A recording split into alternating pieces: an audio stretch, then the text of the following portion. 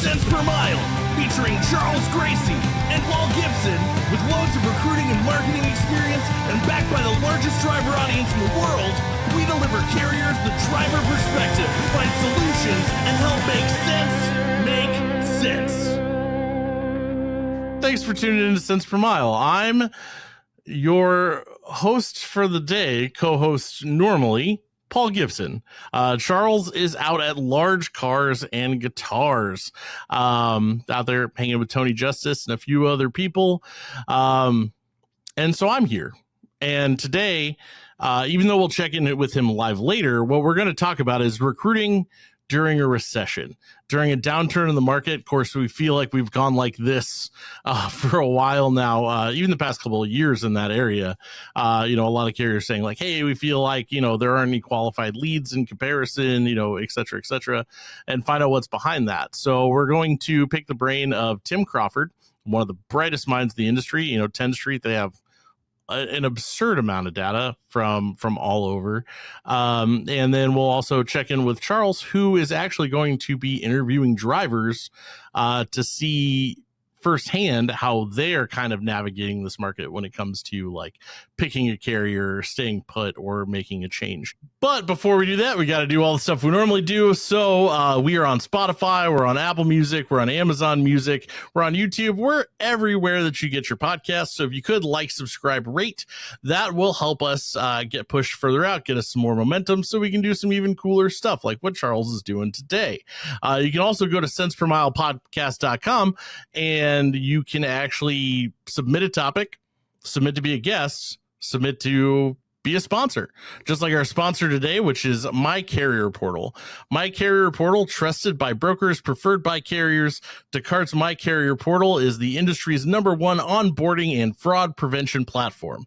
Less friction, more trust, faster onboarding. That's Descartes' MyCarrierPortal. You can go to www.mycarrierportal.com. All right, and now we're going to go behind the desk with Tim Crawford.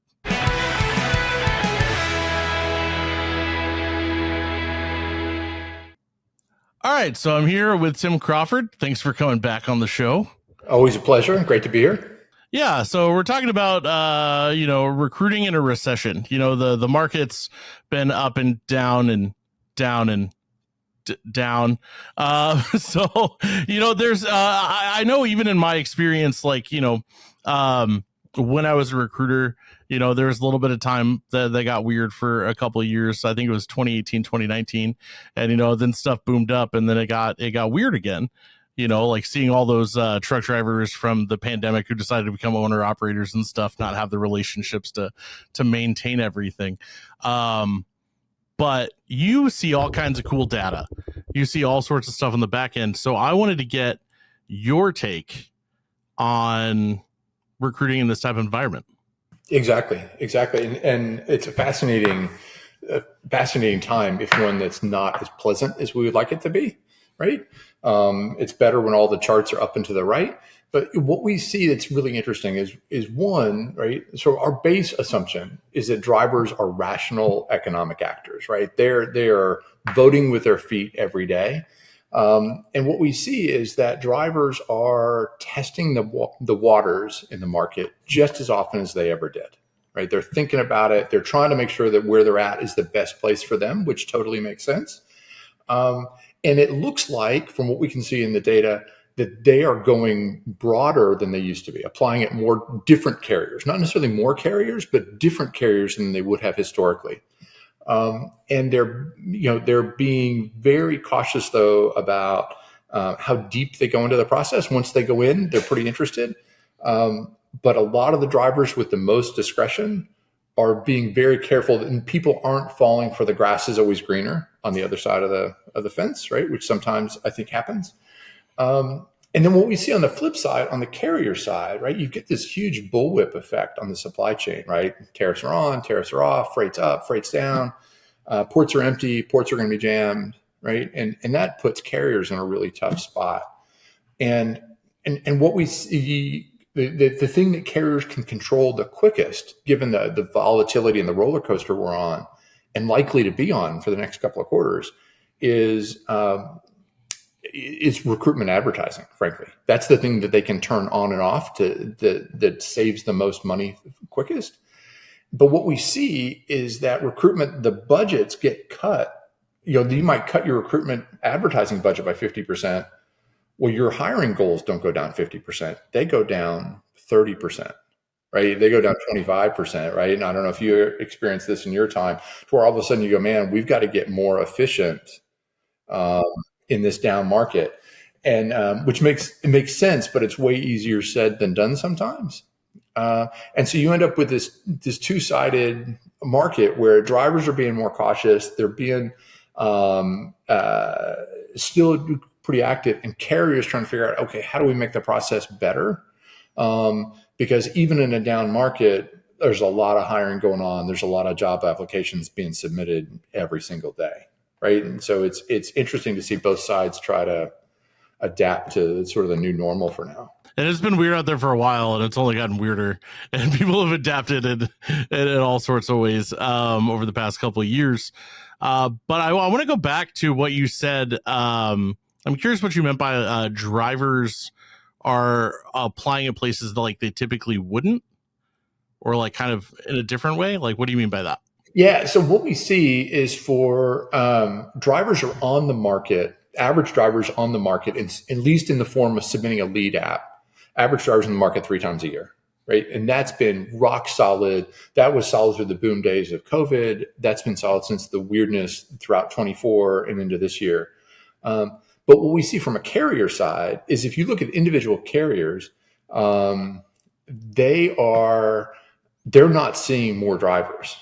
And the reason the average carrier isn't seeing more drivers is that drivers going and applying at other places. Hey, they're trying to find the segments in the market that have miles, that might have a better offer for them in a way that they wouldn't have, they don't seem to have in the past, which is really interesting. A different pattern we're seeing. I don't know if that makes sense, but it's fascinating to me because drivers are exploring. You can actually see it as sort of across the platform. They're exploring the market, trying to find the segments that are the best fit for them. Yeah, I mean, and that makes sense, especially, even in regular jobs.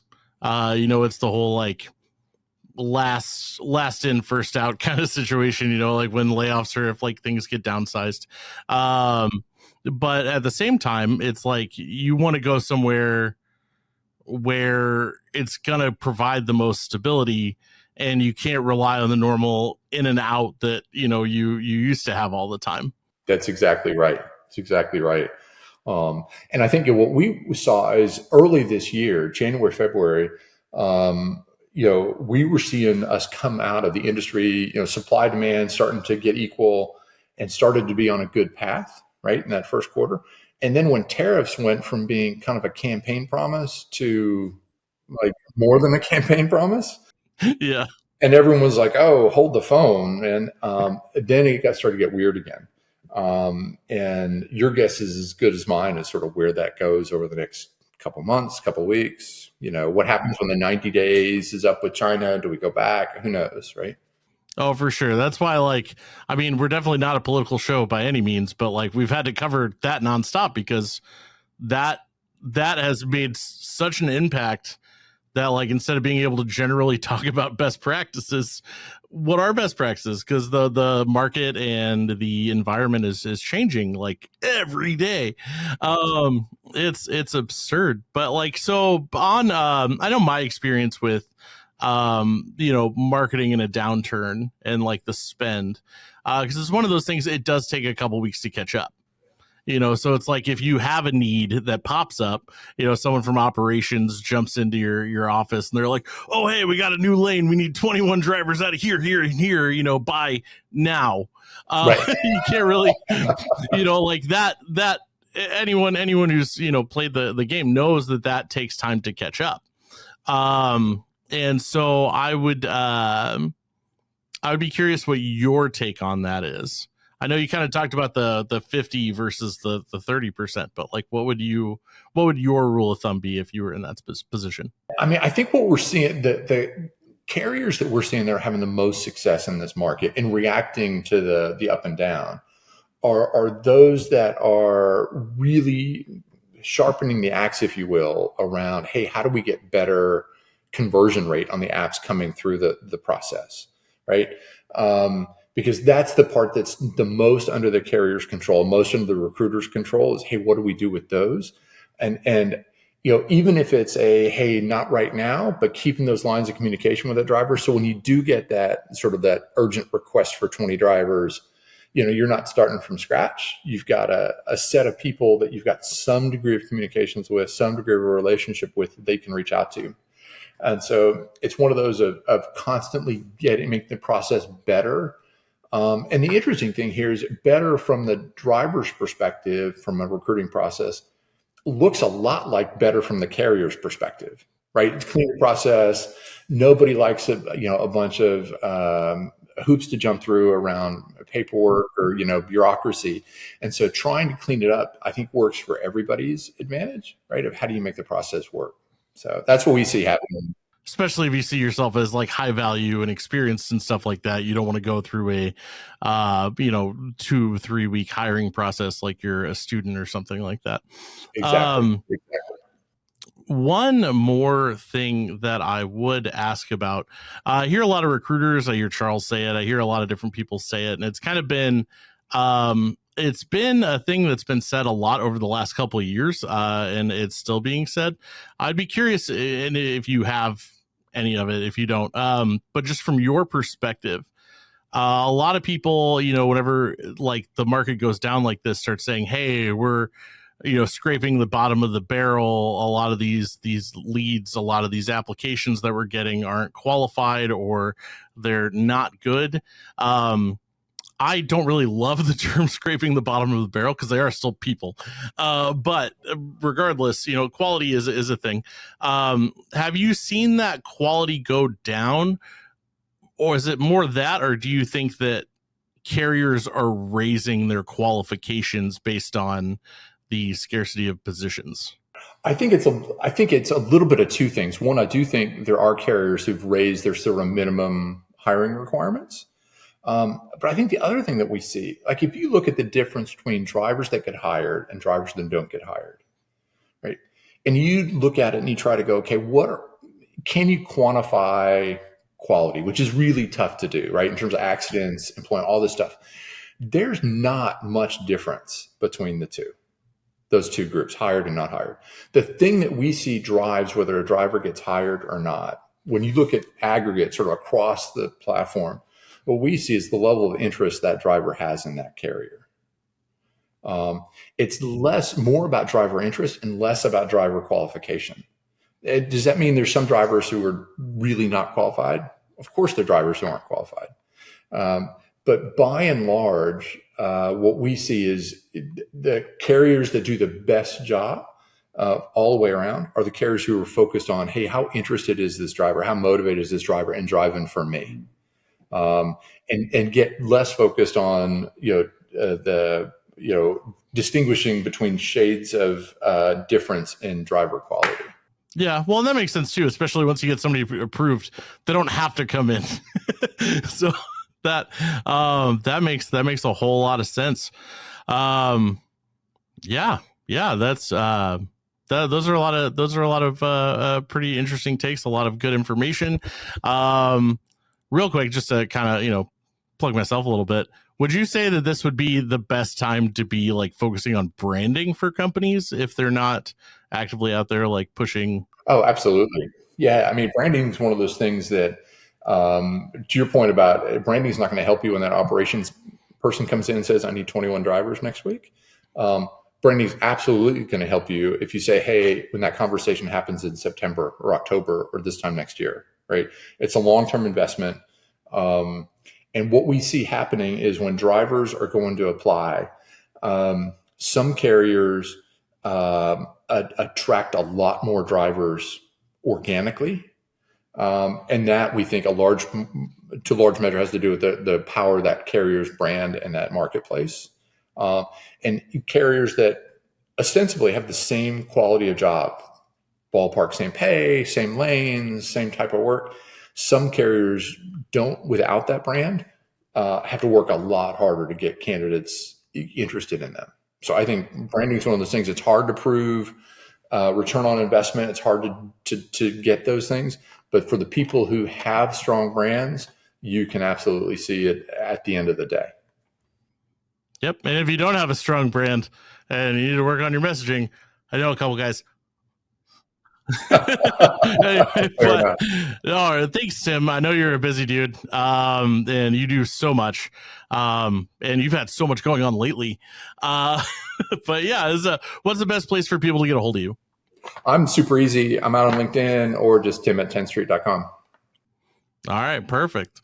All right, next we're going to go make sense, and check in with Charles on location at Large Cars and Guitars.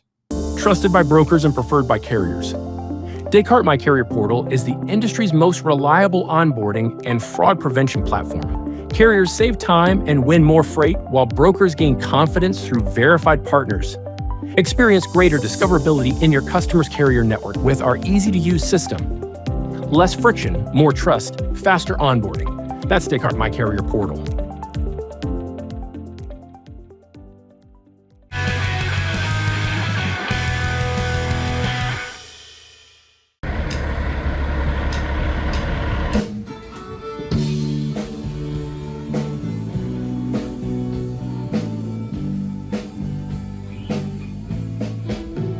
All right, we're at Large Cars and Guitars, and it's a great time. Tons of people to talk to, tons of good things to look at.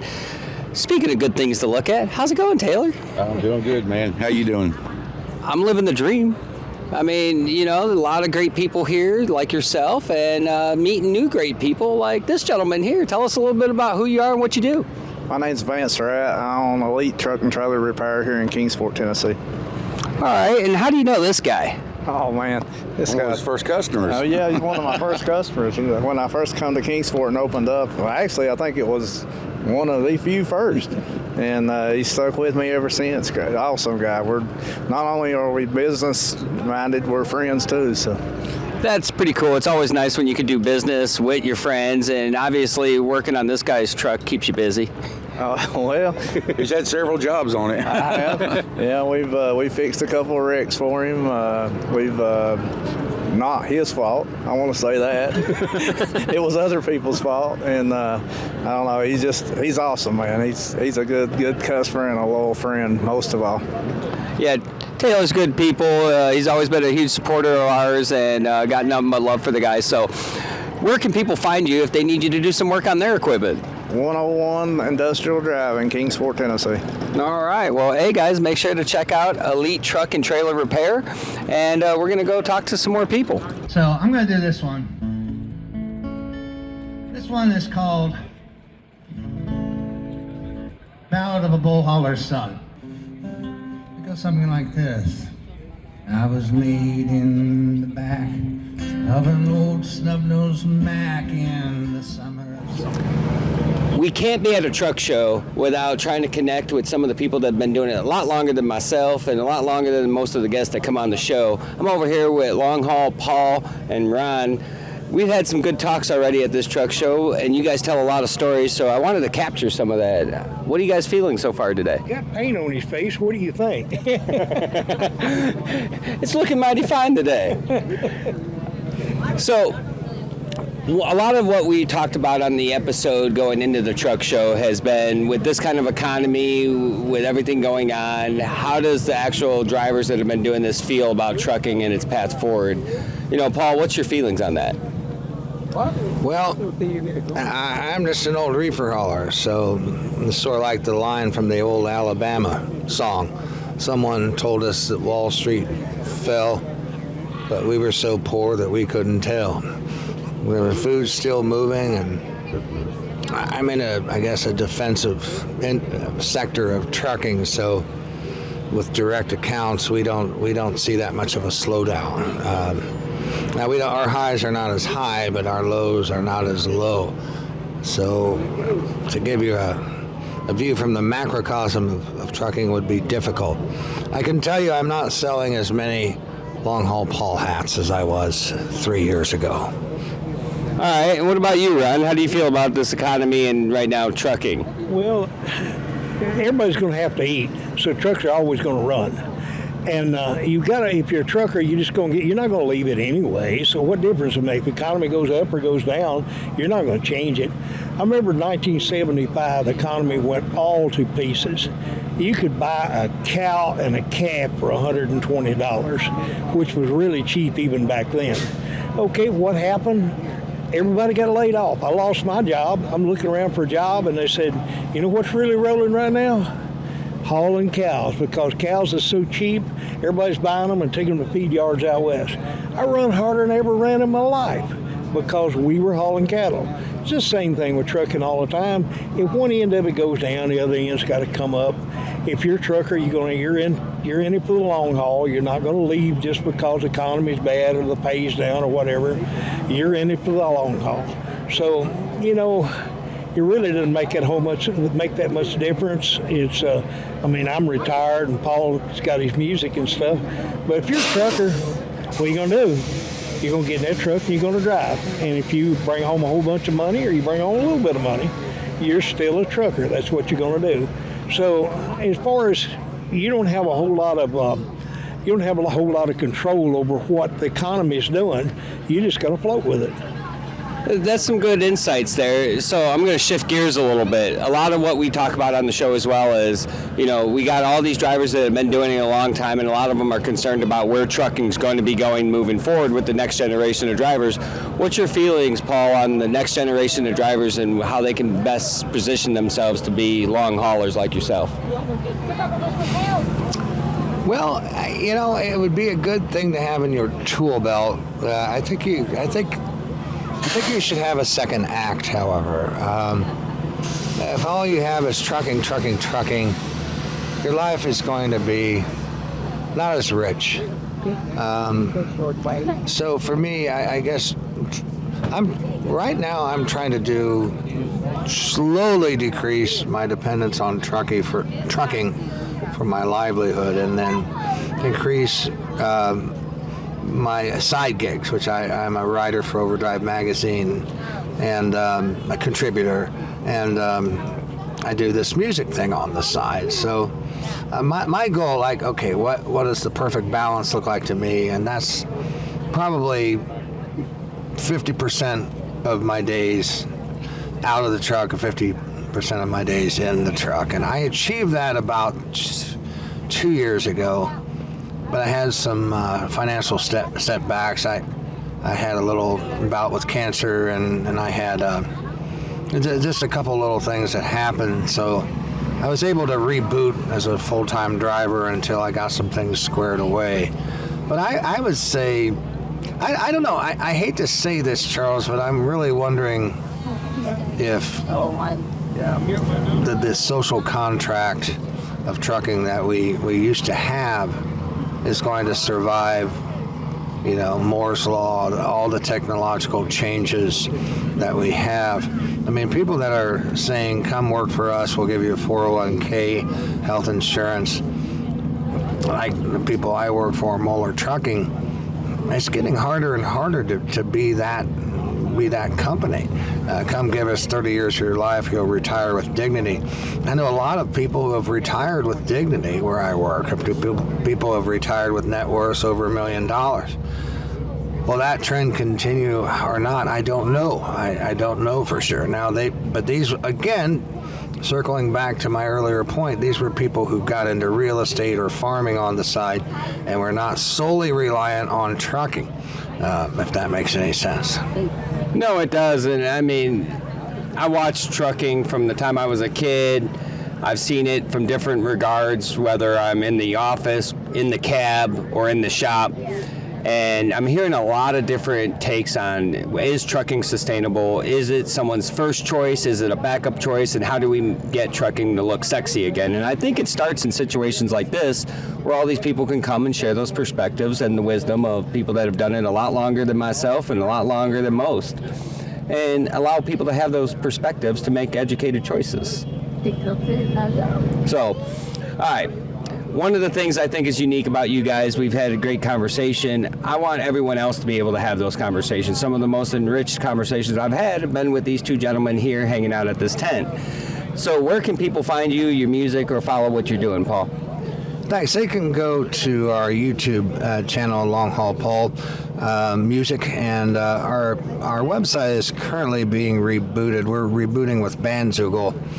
Hopefully the website will be back up soon, and that will be longhaulpaulmusic.com. Those are the best. You can find my own podcast at overtheroad.fm through the Radiotopia network, which was just a one-season deal, but I think people would really also enjoy that. Awesome. And for Ron, where are they able to find you if they want to follow some of the stories and hear some of the insights that you have? Well, I just play around with social media a little bit. I do have a website, on YouTube. It's Ron Stray Dog Truck People. And I've got about, 12, 15 videos on there. But I'm not into it like a lot of people. A few years ago, my health went really bad and I didn't think I was going to live. And I changed my attitude about a lot of stuff. And I don't care if I sell a video or if I don't sell a video. I'm just out here enjoying life and having fun. They tell me, when you tell you got 6 months to live and then you haul off and say, well, how am I going to live it? I've always lived it in a truck. So when I came off the truck, I was a radio personality for a while, and then now everything's laid back to me. It's not important to me if I have 10,000 views on YouTube or something like that. But what is important to me is BSing with truckers like Paul and these other truckers out here and going around saying, I'm not anybody's competition, I'm just enjoying life. And that's the way it had to be for me when I got old and realized that there's other things that's important too. And I'll always be a trucker, even though I don't drive anymore. When they put that pacemaker in me, they said you can't ever drive a truck again. But don't mean I ain't a trucker. What's up, buddy? It wouldn't be Large Cars and Guitars without Tony Justice, and I happened to track him down. It's a hard thing to do in this place. How's it going, my guy? It's going great, man. The Lord blessed us with He blesses us every day to give us an extra blessing this weekend for the weather, for the truck show. So couldn't ask for anything more. Great turnout. We got a mile of Chicken Lights and Chrome, some of the coolest trucks on America's highways. So it's going great, and we're having a blast. It is a blast. I was walking around, seeing all these beautiful trucks, talking to all these awesome people that you got here, and overall consensus is this is great, and the weather couldn't be better, but a lot of this work came from you. So tell us a little bit about what led you to this moment and how you feel about it so far. So, most people that know mine and my wife's story, Misty, she was diagnosed with breast cancer back in 2018, and I figured we were done with the music. It became really insignificant to me. At that point, my focus went completely on her, and the Lord works in mysterious ways. The only thing we did in 2019 was put out the Last of the Cowboys video, and my streams went up significantly, and it actually brought in enough money where I could be off work, be there for her for all the surgeries and all that stuff, treatments, and so when she came out on the other side, landing on her feet, on the good side of cancer, and we're landing on our feet, really in a better position than we was before she was diagnosed with cancer, with the music, with the business, and we just hit the ground running once she was able to, and was able to keep going, and so I wanted to do a little truck show with some of my closest friends, just in honor of her victory of her breast cancer, and decided to just do a little truck show, and 4 years ago, and down here we are today, with over probably 200 trucks here, Bristol Motor Speedway, great concerts, great sponsors, got a lot of major, not only in the trucking industry, but also just, people like Food City, people like Swaggerty Sausage, that aren't just tied to the trucking industry. So we're growing every year, and I get to hang out with my buddies, man, my brothers and sisters of the highway that I've, been honored to share the road with for 22 years and just have a good time. Well, I think that's what it's all about. You got great trucks, great weather, great setting, great music. It's great everything. So if you're in Bristol, you need to be checking out Large Cars and Guitars. And if you're not here, well, you should be. All right. Well, that's a lot of good information. It's not the best, most ideal situation that we're in or that we have been in, but, hopefully things will get better. And if they don't, we'll be here to help you navigate the whole way. So thanks for tuning in to Cents Per Mile. I'm not Charles Gracie, but I am your co-host, Paul Gibson. See you next time.